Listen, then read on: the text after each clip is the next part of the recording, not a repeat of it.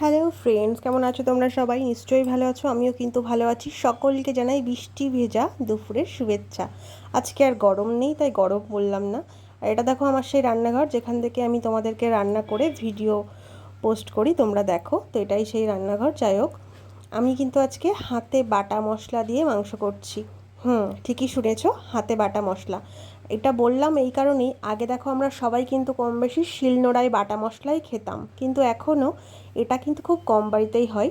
এখন তো মেশিনেই মশলা হয়, যেরকম আমি করে অভ্যস্ত, আমি সেটাই করি। বাইরের অবস্থাটা দেখেছো? এখনও কিন্তু টিপ টিপ করে বৃষ্টি পড়েই চলেছে। বৃষ্টি পড়া আর বন্ধ নেই, বৃষ্টি হয়েই যাচ্ছে। তো আজকে সেই জন্যই বললাম যে শিলে বাটা মশলাই আজকে ইচ্ছা হলো করতে, তাই করলাম আর কি। তো আমি কিন্তু মাংস বানাচ্ছি। আর কালারটা এরকম ভেবো না, কালারটা এরকম আসেনি। সুন্দর কালার আসছে, এটা লাইটের জন্য হয়েছে। আজকে ওই লাইটটা লাগাতে ভুলে গেছি। তো যাই হোক, ভিডিও করার মন না থাকলে এরকমই হয়, ভিডিও করতে করতে ভুলে যাই যে সব কিছু সেট হয়নি। আর এই দেখো, এটাই হচ্ছে মাংসটা। আজকে শুধু মাংস আর ভাত, কারণ বাইরের ওয়েদারটা নরম, আর তার থেকেও বড় কথা প্রদীপ বাড়িতে।